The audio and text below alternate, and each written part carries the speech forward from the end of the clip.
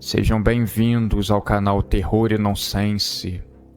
Aqui vão encontrar histórias diretas do baú maldito. É recomendável ouvi-las com fone de ouvido. Não deixe de curtir e nos seguir aqui, ajuda bastante o nosso canal. Vamos para as histórias.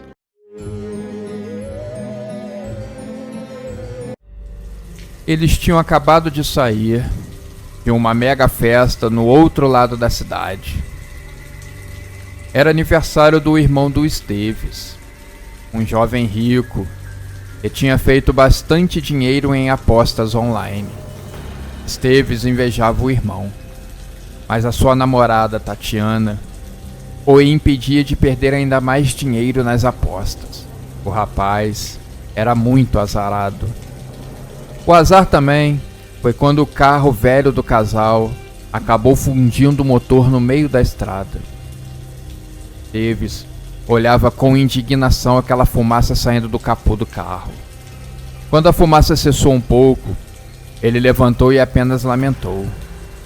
Já era. Tatiana reclamava a todo momento. Eu te avisei para trocarmos de carro. Você nunca me dá ouvido. Então agora nós vamos ter que pedir uma carona. Eles ficaram um bom tempo na estrada pedindo carona. Mas as pessoas hoje em dia são bastante desconfiadas, tanto para pegar quanto para dar carona. O inimigo pode estar chegando ou se aproximando a qualquer momento. Já era noite, madrugada. Pouquíssimos carros tinham passado pela estrada. Tatiana tentava se aquecer com seu fino casaco. Já Esteves lidava melhor com frio, pensando que não conseguiriam a tão famosa carona. Então eles decidiram ir andando até encontrar algum posto de gasolina, descansar até de manhã e depois pedir um reboque. Enquanto eles andavam pelo acostamento, ouviram ao longe um caminhão se aproximando. Meio que sem esperanças, Tatiana fez sinal. Mas dessa vez, parece que a pessoa que dirigia tinha um bom coração. E vendo que era apenas um casal perdido na estrada, decidiu parar o caminhão e ajudar. Os jovens subiram. E então o caminhoneiro perguntou: aquele carro atrás era de vocês? O que aconteceu? Então Esteves contou o que havia acontecido. Tatiana, toda vez que uma luz de poste iluminava o caminhoneiro, ela percebia o seu aspecto bruto e sujo. Com certeza ele não é bondoso. Deve estar esperando para nos matar muito em breve. Ela estava muito desconfiada. Só não poderia demonstrar. Um erro de cálculo poderia ser fatal. Vou levar vocês até um posto de gasolina que estiver aberto. Assim, vocês podem pedir um reboque e voltarem para casa, disse o homem. Tatiana queria confiar no seu instinto feminino. Ele gritava a todo momento que tinha algo errado com aquele homem. Em um dos momentos de maior tensão, foi quando o caminhoneiro esticou a mão para abrir o porta-luvas. Ela enfiou a mão na bolsa e encostou no cabo de uma enorme faca que ela carregava para todo lugar. Ela achava que era sempre bom estar prevenida. Mas o caminhoneiro não retirou nenhuma arma. Na verdade, ele estava atrás de um CD de música. Tatiana apenas esticou os olhos e viu que era algo macabro. Tinha um desenho de monstros e fantasmas na capa, mas ela decidiu não falar nada. Gostam dessa banda? O caminhoneiro perguntou. Esteves respondeu que gostava de músicas de rock, mas aquela banda ele não conhecia.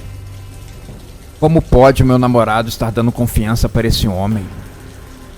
Será que ele não percebe que é uma grande ameaça? Pensava Tatiana. O CD entrou no aparelho e as caixas de som já estavam a todo vapor, com o vocalista gritando as suas frases de ódio e incitando as massas para uma grande rebelião. O caminhoneiro bateu com as mãos no volante, e a cada riff de guitarra, ele balançava a cabeça. Tatiana estava horrorizada. Na sua mente estava vendo a barbárie em pessoa. Ainda com a mão dentro da bolsa, ela sentia que aquilo a mantinha protegida. Ela cutucou seu namorado, que tentava a todo custo gostar da música, agitando as pernas para lá e para cá. Quando Esteves pensou em retrucar, a cara que Tatiana fez para ele foi o suficiente para que ele mantesse a língua dentro da boca. "Você não tem medo da noiva da estrada?" perguntou Esteves. O que ele está pensando? Quer causar medo no caminhoneiro? Deixa de ser idiota, Esteves, pensou Tatiana. O caminhoneiro, então, deu uma longa gargalhada. E quando foi começar a responder a pergunta, Tatiana falou na frente. Deixa de ser bobo, Esteves. Não existe nenhuma noiva da estrada. Isso é uma lenda infantil. E deu uma risada nervosa, achando que tinha contornado e afastado um pouco o perigo que eles poderiam estar correndo. O caminhoneiro então começou a contar uma história terrível, de horror e suspense.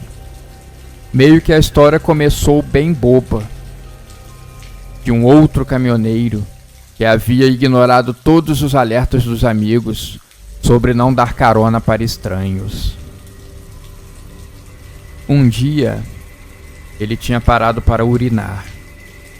E quando voltou do posto de gasolina, uma mulher muito atraente estava parada ao lado do caminhão, sorrindo para ele.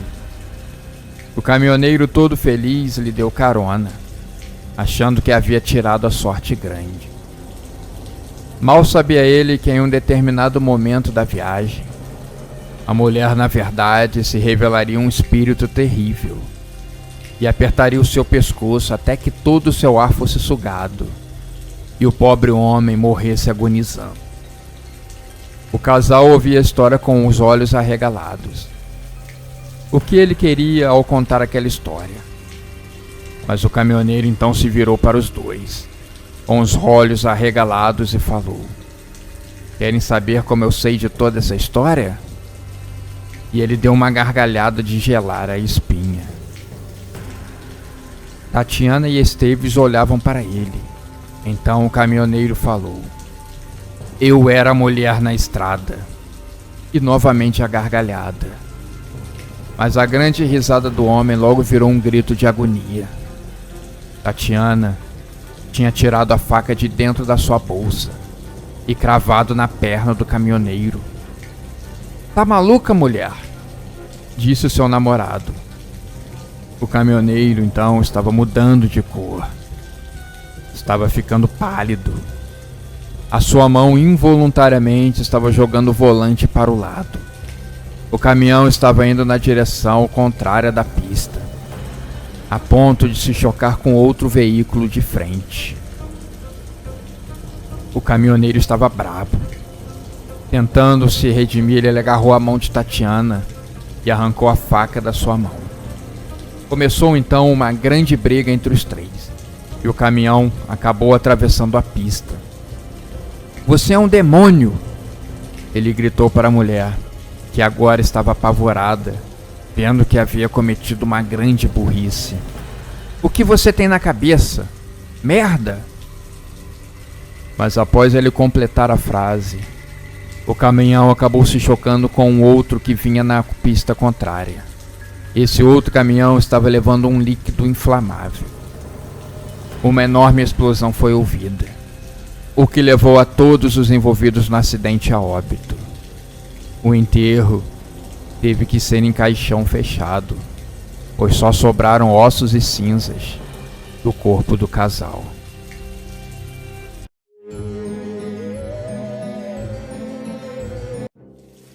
Estava bem tarde da noite. Eu trabalho pelas madrugadas. Se eu conto qual é o meu trabalho, as pessoas não acreditam. Eu sou pago por uma funerária para buscar corpos que tenham morrido pelas ruas na madrugada. As pessoas pensam que isso não existe, mas acreditem, na madrugada ocorrem a maior quantidade de mortes nessa cidade. O pior é que são mortes sem glamour. Ninguém fica sabendo. São viciados em drogas, membros de gangue, garotas de programa assassinadas, bêbados e moradores de rua. Ou seja, praticamente as pessoas que ficam à margem da sociedade. É normal que ninguém dê a mínima importância. Um tempo atrás, eu tinha sido chamado pelo meu chefe na funerária. Um homem chamado Satiro tinha buscado seus conhecimentos. E esse homem me deu uma árdua tarefa. Existem forças ocultas agindo por toda a cidade. Preciso que você dê carona a 3 fantasmas que vão aparecer ao longo dos dias. A cada vez que você achar um, favor, trazer a esse endereço. E ele me entregou um papel com o endereço. Eu já levei o primeiro espírito. Era de uma jovem. Ela ficava o tempo todo chorando ao meu lado. Não falava comigo. E só sabia se lamentar. Como eu sei que eu era um espírito?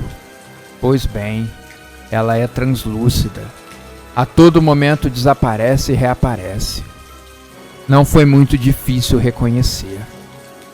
O segundo espírito está no meu carro. Para aqueles que não estão acostumados com o sobrenatural, esse tipo de experiência poderia fazer todo o seu corpo gelar de medo. Você ficar paralisado e ser pego por marginais na rua. Não foi o meu caso. Parece que desde pequeno eu já estava acostumado com essas coisas. Quando eu disse, pela primeira vez para os meus pais, que eu via espíritos, eles me levaram em todas as igrejas que eles conheciam. Não adiantou muito.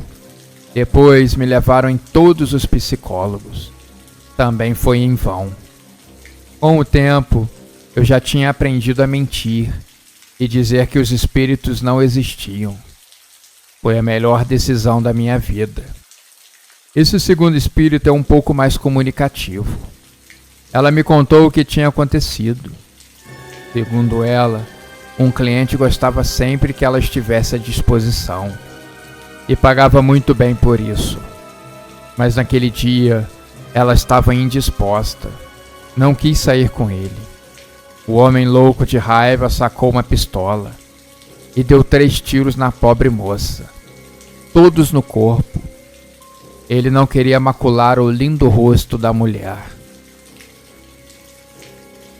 Ela levantou o vestido e me mostrou as marcas da bala. Realmente, um dos tiros acabou sendo certeiro e atingiu em cheio o seu coração. Cheguei até o endereço e deixei o segundo espírito. O misterioso homem estava sempre presente. Ele via de longe o carro fúnebre chegando. Essa jamanta imensa é reconhecida a quilômetros de distância. Não tem erro. 5 dias depois, quando eu estava já desistindo de encontrar o terceiro espírito, eu captei uma frequência de rádio da polícia, dizendo que uma mulher havia sido machucada, parecia que tinha caído de um prédio. Como eu disse em cima, é o meu trabalho, resgatar os corpos e levar para a funerária. Então, eu corri para aquilo em que eu era pago. Quando cheguei lá, uma mulher estava caída no chão, rodeada por algumas pessoas que gritavam indignadas para 2 policiais que coçavam a cabeça. 2 médicos estavam fazendo os primeiros socorros. Mas a mulher que estava agonizando deu um último suspiro e morreu. Com o óbito constatado, eu peguei o seu corpo. Estava a caminho da funerária, quando ouvi um lamento profundo e um gemido de dor. O espírito dela apareceu bem ao meu lado. Ela, assim como o segundo espírito, era bastante comunicativa. Quando contei que ela havia morrido e que o seu corpo estava na traseira do carro, ela não lamentou. Parece que tinha entendido que tinha partido do meu plano físico, assim, sem choro nem nada. A única coisa que ela se queixava eram de dores pelo corpo, que ela ainda estava sentindo. Ela havia caído do alto de um prédio. Ela me contou que tinha tido um surto psicótico e ela acabou subindo na janela e pulando. Ela me disse também que havia imaginado que estava fazendo um grande mergulho na cachoeira. Eu realmente fico com pena dessas coisas.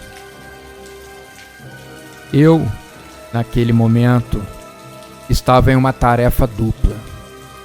Primeiro tive que deixar o seu corpo na funerária. Depois, levar o seu corpo no endereço misterioso. Assim que cheguei, novamente o homem estava presente. Ele me agradeceu pelo ótimo trabalho. Depois me deu mais uma missão. A última. Espere nos próximos dias um homem de chapéu marrom, usando bermuda e meias vermelhas, lhe pedir carona. Traga ele para mim. A única coisa que eu não entendi e não fiz questão de perguntar é se esse homem estava vivo ou morto. Se eu pegaria o corpo ou apenas o espírito. Mas decidi me calar. Na hora exata, eu saberia qual era a realidade.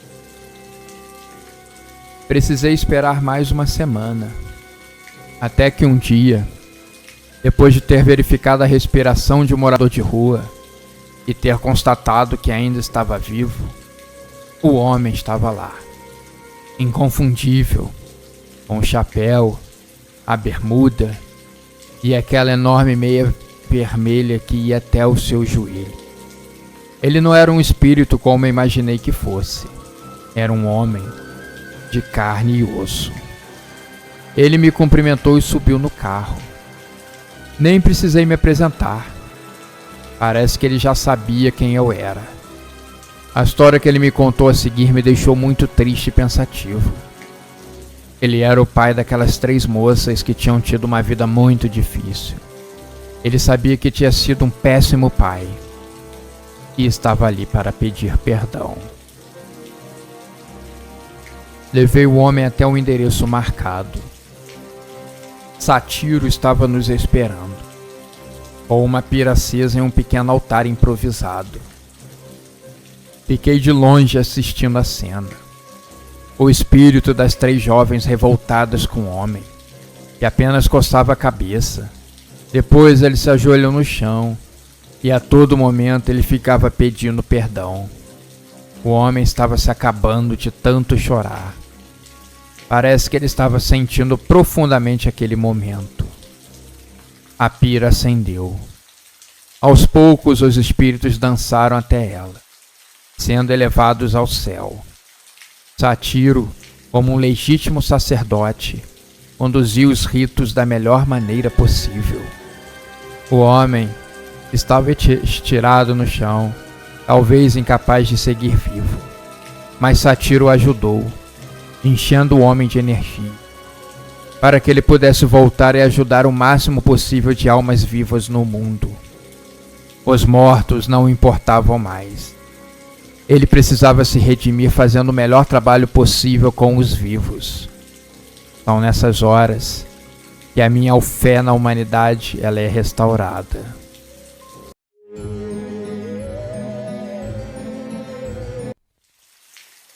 Estava bastante cansado. A vida como motorista era muito dura.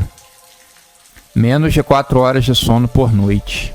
Às vezes, nem isso. O preço do frete compensava ir o mais rápido possível, para dar tempo de fazer outro antes que o mês terminasse. Anfetamina na veia, Jonas percorria o seu caminho, iluminando à frente a estrada de noite. Desde pequeno, ele sonhava em ser caminhoneiro. Via os caminhões saindo dos postos de gasolina perto da sua casa. Pensava que era um mundo de sonhos e liberdade, mas não era bem assim. A vida na estrada era dura e pesada. Muito tempo longe da família, privações, entre outras coisas. Ao longe, ele ilumina alguém na estrada. Parece uma mulher toda de branco. Ele coça as vistas para verificar se era uma realidade ou um sonho. Às vezes, muito tempo sem dormir lhe dava algumas alucinações. Ele via coisas. Chegando mais perto, ele notou que era real. O vestido branco tinha algumas manchas de sangue, e a mulher estava mancando como se estivesse machucada. Jonas pensou que seria negligência deixar uma mulher ferida na estrada. Não era justo. Então, parou no acostamento para dar carona. A moça subiu no seu caminhão. Ela disse que havia sido agredida pelo marido e que precisava fugir para o mais longe possível. Quer que eu leve você na delegacia, moça? Jonas falou já lamentando. Perderia um tempo precioso procurando uma delegacia próxima. Mas, para sua sorte, ela negou. Apenas pediu que ele seguisse em frente. Mas como a sorte nem sempre acompanha os justos, o azar daquele caminhoneiro foi ter pego a noiva da estrada.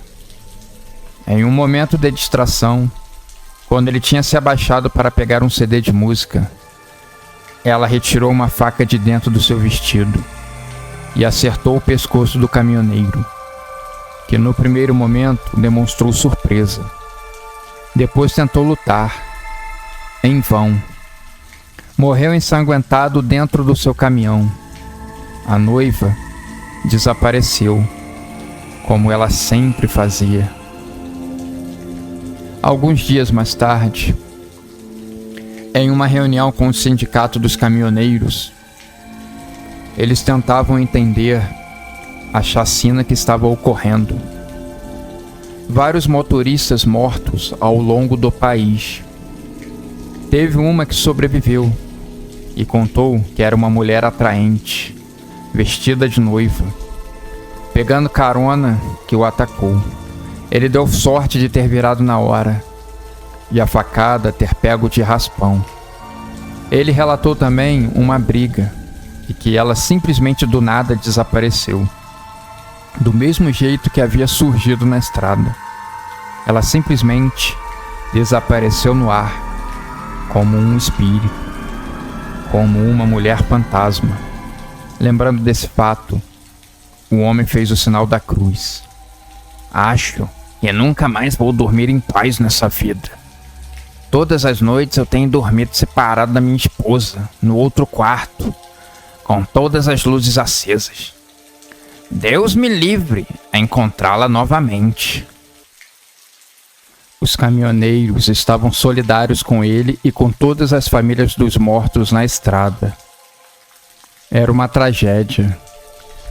Mas para tentar diminuir as incidências, eles montaram uma cartilha para os motoristas seguirem à risca. Não é uma coisa 100% certa, mas isso deve minimizar os casos dos mortos na estrada. Sabemos que não podemos contar com a polícia. Durante todo esse tempo, eles não têm nem pista da assassina. Acredito que por trás eles devem estar rindo de nós, dizendo que acreditamos em lendas urbanas e coisas do tipo. Mas a verdade é que temos que lutar. Tinha um caminhoneiro que estava no fundo da sala ouvindo tudo e tentando não rir. Mas é claro que na cabeça dele não existia noiva nenhuma. Era uma lenda para enganar e deixar os caminhoneiros assustados. Ele já tinha ouvido falar esse tipo de jogada antes. Colocaram um empecilho na estrada dizer que os crimes estavam aumentando. Com isso, eles poderiam pedir mais nos fretes, uma forma de ganhar dinheiro mais fácil. Embora Paolo não gostasse dessas coisas, ele poderia se beneficiar com isso. Afinal, quem não gosta de mais dinheiro? Ele acabou de beber a sua latinha de cerveja quando o líder dos caminhoneiros acabou sua fala, e as cartilhas haviam sido distribuídas. Sob uma chuva de aplausos, os caminhoneiros começaram a se dispersar e ir embora. Alguns dias mais tarde, Paolo negociou um ótimo frete, mas ele tinha um prazo bem apertado. Ele acelerava o máximo que podia pelas estradas do país. Ele ainda tinha na cabeça aquela história da noiva da estrada, mas ele achava que era balela. Colocou uma música de rock pesado no som para o manter acordado. Tomou uma anfetamina para se manter vivo e desperto e foi embora toda a vida. Parava em postos de gasolina movimentados. Embora ele não achasse besteira, ele seguia a cartilha ponto a ponto. Na verdade, já seguia antes, pois eram medidas de segurança. Mas teve uma hora, na estrada, que ele não estava aguentando de vontade de urinar. Sabia que era perigoso parar em qualquer lugar na estrada.